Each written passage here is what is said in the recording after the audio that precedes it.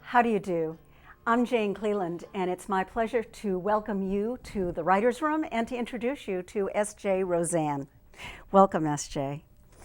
S.J. Rozan is the recipient of numerous awards for her 13 novels. She has won the Macavity, the Seamus, the Edgar, the Nero, and the Anthony, and the Edgar for Best Short Story as well. She's also the recipient of the Japanese Maltese Falcon Award, and in addition, Bronx Noir, a short story anthology that S.J. edited, was chosen by the New Atlantic Independent Booksellers Association as a notable book of the year. S.J. has served on the national boards of the Mystery Writers of America and Sisters in Crime, and she's a former president of the Private Eye Writers of America. She speaks, she lectures, she teaches, and she runs a summer writing workshop in Italy. Among her many honors, here are the ones that really stood out for me. In 2003, S.J. was invited to speak at the annual meeting of the World Economic Forum in Switzerland. In 2005, Left Coast Crime, that's one of the major mystery conferences that runs each year. S.J. was its guest of honor. And in 2009, Bouchicon, which is the largest mystery conference that runs each year, she was the Toastmaster. All very cool. Today, I have the privilege to chat with S.J. about writing and writers and ideas. Thank you, S.J., for joining us. Well, thank you for having me. You've written 13 novels. 11 of them are Lydia Chin and Bill Smith in a series, and then there are 2 standalones. Let's start by my asking you, tell us a little bit about the genesis of the Lydia Bill novels. Bill Smith was my first character. They're Private Eyes. And Bill Smith is that iconic white guy, voiceover, world-weary Private Eye. We've known him for over 50 years now. And I wanted to write from that voice because it's a voice, it's an outsider voice. So it's a voice that can tell stories of power and politics and being at the top from someone who could have been there by birth because he's a straight white male, but decided not to because when the price is too high. When you say an outsider, what does that mean, an outsider the voice? The Private Eye is always standing. There's an arm's length distance? Yeah, okay. yeah, always from whatever's happening. Yeah. The Private Eye is always, that voiceover is a classic, first-person voiceover is a classic Private Eye film gimmick. That the Private Eye is never part of whatever system it is. Okay. And can Lydia? see it clearly because of that. Lydia is also an outsider, being a Chinese American and being a woman and being small. She's always not quite considered part of things. Oh, interesting. She's always standing as a Chinese American, one foot in each world. Her Chinese family doesn't consider her Chinese enough for them, but she's also obviously not white, so she's not a mainstream American. And so they're both outsiders for different reasons. Oh, interesting. Now, of the 11, those are the Lydia Bill books. Right. Were the other 2, the plots weren't suitable for the series? Yeah, they were not Lydia and Bill books at all. They were bigger. One of them is Absent Friends. That was my 9/11 book. And there was no way to write about 9/11, in my mind, within the context of an existing fictional world. It trivialized I see. 9/11. The other was a book, In This Rain, was a book that a story I'd wanted to tell about the intersection of politics, real estate, and crime in New York. And there was really no place for Bill and Lydia. They would have been peripheral to that story. Mm-hmm. Very interesting. Now, the new book, Ghost Hero, is it's been compared to the Paul Newman, Robert Redford movie, The Sting. I mean, that's from ABC News. How cool. I mean, oh Totally my God. cool. I was so excited. Oh my God. Is writing humor easier than writing straight narrative? No. because you have to get the balance right. Balance But of what? the balance of, I mean, this is about crime, and there are some bad people in it, and you have to get the balance of that, of why it's important. The trouble with humor is that it's all funny and that's all very nice, but why does anybody really care what happens in this book? You know, it's all a big joke. You have to make people care whether it comes out, and you have to make the stakes high. What happened, I did not intend for this book to be funny, but what happened was these people just kept carrying on in such a way, and the book is set in the art world, and it's very easy to mock the art world. Yeah. There's so much to mock, and I just kept going. Like what? What's funny? Why is it easy to mock the art world? One of the things about the art world is that people spend enormous amounts of money on things that it's very hard to justify. They are not beautiful, they're not well crafted, they don't have much to say. They happen to be the thing of the moment. I see. Yeah. And that is, it's a very easy... Now, in Ghost Hero, you mentioned art, it's specifically Chinese art, and I've noticed over the years, you focus a lot on China. Yeah.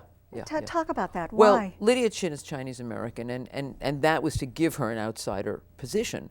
Race in America is the most obvious outsider position to take, and the Chinese culture has always interested me. It's always been something that I've studied in college, and even in high school. I was reading Chinese American writers, and Chinese poetry, Chinese architecture, Chinese so art. it's just been an interest. So that when I came to create the character, I wanted an outsider character by race.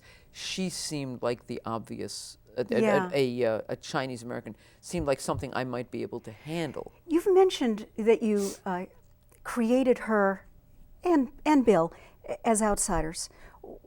From a writer's point of view, why is that useful? Why did you want outsiders? Because you can comment on what's going on. Someone in the middle of something can't necessarily see it and can tell a different story, which is what I was doing in Absent Friends. You know, it's so interesting that you're saying that. I think that choosing the voice, choosing the perspective, whose story is it, are among the most important and complex of questions.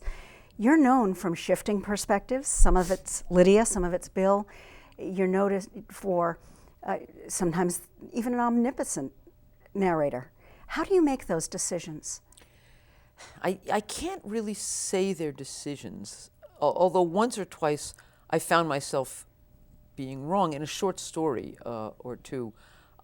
Twice, and this was both Lydia, I started short stories for Lydia and realized that she was the extraneous character, that she really had no part in the unfolding of events. They could unfold very well without her, thank you very much. Usually, though, the story and the character to whom it's happening occur at the same time. It's not just a story, it's the story of this person who is a thrill junkie. That's in This Rain, I had 4 simultaneous stories going on, and one of them was the story of this woman who was a thrill junkie. Interesting. Nobody else could have told that story. I want to read the first sentence from your newest novel, Ghost Hero. Be my guest. Then ask a couple of questions about your use of language. In a relentlessly chic and tranquil tea shop on the Lower East Side, I sat sipping gunpowder green and trying to figure out what my new client was up to. Now, you're a wonderful writer. Thank you. That sentence is 30 words long. I find it astonishing how much information you packed into those 30 words. We know where the book is set, not just the city, but the neighborhood. We know that the narrator is someone who likes tea, and this one really struck me. We know that the narrator is someone who knows the color of gunpowder. And then, of course, we know that she's also someone, or he, that has clients. Do you always try, is that a conscious decision to try to pack that much information into a first sentence? Into every sentence. The more work you can get one item to do, and this comes, I was trained as an architect, and this was something we always had beaten into us, that everything should solve more than one problem. The more problems it solves, the more elegant it is. So each sentence. That's so interesting. Yeah, and it's really it's it's a great approach. So each sentence has to do as many things as you can make it do. The other thing that happens in that sentence is that you find out that right away, whoever this is doesn't trust the client. Yeah, yeah. So not only has one, Figure but, what he's up to. right, Right. but took the client on, Right. even though she doesn't trust him. So How do you avoid duplicating such distinctive descriptions, relentlessly chic or gunpowder green?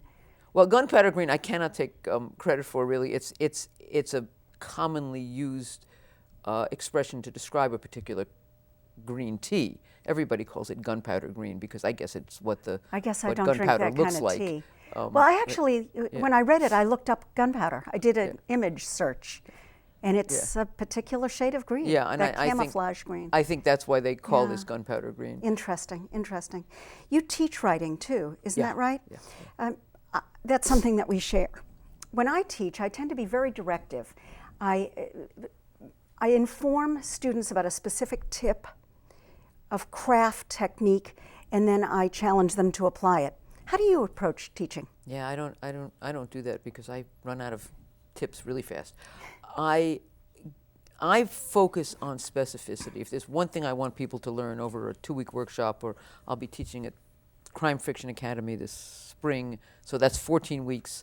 I want them to learn to be specific. I don't want to hear, I was frightened. I want to hear, my heart was racing. And if you can give me a metaphor for your heart racing, you know, my heart was racing like a Ferrari, you know, that's even better. It's all in specificity. I also lean a little on the sound of the language. I stopped a guy in my last class who had written about a bright white light, and I said, and I forget, there were a couple of other words in there, and I said, you've used 5 adjectives, every one of them is 1 syllable, and every one of them has a long I sound. You can't do that, or you can't do that without it being noticed, so if you do that, you must mean it. And he looked at me like he had never heard this kind of thing before. It's interesting, isn't it? The words matter. The sound of the words really matters. And you know, there's one thing in coming up with ideas. There's another in being able to execute them embody them elegantly. Yeah, and that to me, a lot of writers want to be able to tell their story, and the telling is really important. So interesting. As important as the story. Yeah. We'll be right back with S.J.'s thoughts on an issue that eludes many writers, new and experienced, and that is, where do you get ideas? And how do you decide if those ideas have any value?